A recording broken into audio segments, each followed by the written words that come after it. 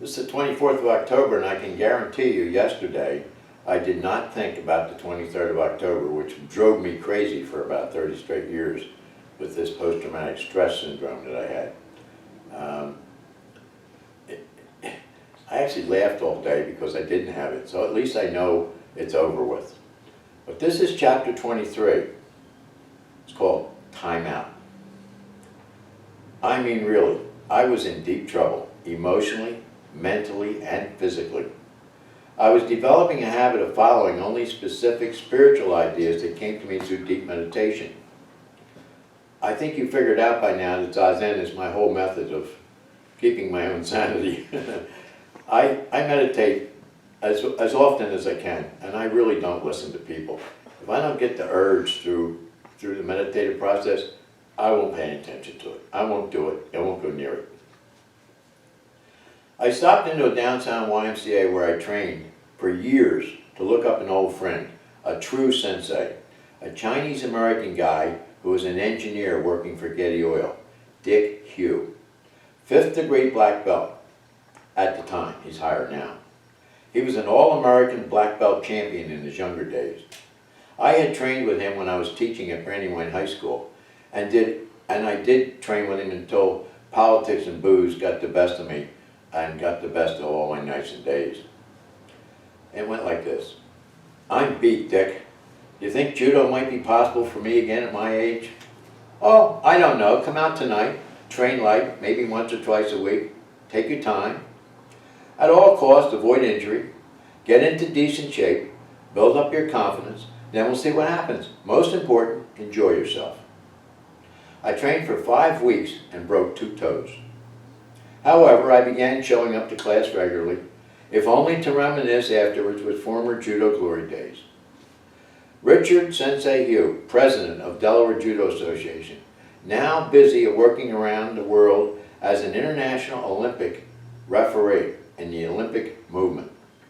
He was one of the best there is, and still famous, and still alive, and still doing it. He's in his 80s. So my question was, whatever happened to Dickie and Joey? Dick Hugh loved telling judo war stories about all of us, especially about our early days in Delaware. For instance, he would begin like this. Did you hear about the time, and of course he would be talking about the 60s, I took the YMCA team to New York for a judo contest? He'd continue. Tommy had to make the 176-pound weight class or move up into the heavyweights. He starved for weeks to 178 and then spit out the window all the way up the New Jersey Turnpike. He made the exact weight but had to drop the towel and stand naked to balance the scale at the weigh-in ceremony. Tommy uses a stand-up choke. Choking is allowed in judo by advanced degrees in contests. So are arm locks and other devious techniques. It counts the same as a throw. It's called an ippon. It means 1 point. All judo contests are over when the other guy gives up or taps out or passes out, whichever comes first. Most chokes are put on while mat fighting. Rarely does anyone do it standing up, especially at the beginning of a match. Tommy bowed, and just when the guy looked up from his bow, Tommy rushed him and choked him until he passed out and fell over. The guy's wife ran out on the mat and hit Tommy on the head with a spiked-heeled shoe. She was enraged and thought he was cheating her husband. The crowd booed, and Tommy loved it. He had knots all over his head. After the match, we all went to a friend's restaurant in Chinatown for a good meal. Tommy got drunk, picked on a bunch of hippies who were anti-Vietnam, baited them and tried to start a fight. As Dick related the story to our audience while grinning at me, personally, I blushed from head to toe. I was mortally embarrassed. I butted in and pestered, Dick, come on, what about Dickie and Joey? Orientals are funny about telling personal things, just like the Irish. They don't voluntarily give out bad news. They tell you the good news or nothing at all. It's the nothing at all part that really gets in your craw. You know something's in there, but it ain't good. Come on, Dick, whatever happened to Dickie and Joey? After much pestering and prying, he related basic highlights about Dickie's judo history since the middle 60s. 10 times he was East Coast champion. 4 times United States medal winner. 2 times United States Pan American champion. 1 time Pan American champion. 2 times All-American champion. 2 times the Olympic alternate in 1964 and 1972, which means he came in second to the top guy. And he was the U.S. representative in World Judo Championships 3 separate times. Dickey won so many individual tournaments no one could count them. He hurt his knee real bad and he was out for 2 years. He made a comeback for the 1972 Olympic trials. The son of Professor Kano, the organizer of judo at the Kodokan, awarded Dickey a special judo honor. Dickey was the only one of its kind ever awarded to a foreigner. He had the privilege of training with the Emperor's Imperial Guard, the team in Japan. He defeated 7 high-ranking black belts in a row and was promoted on the spot to 3rd-degree black belt. While living back here in the States, he always trained with Ishikawa, who is now 9th degree in the world. Actually, Ishikawa was eventually promoted to 10th. I think there are 3 10ths in the world. One is the other woman that trained me.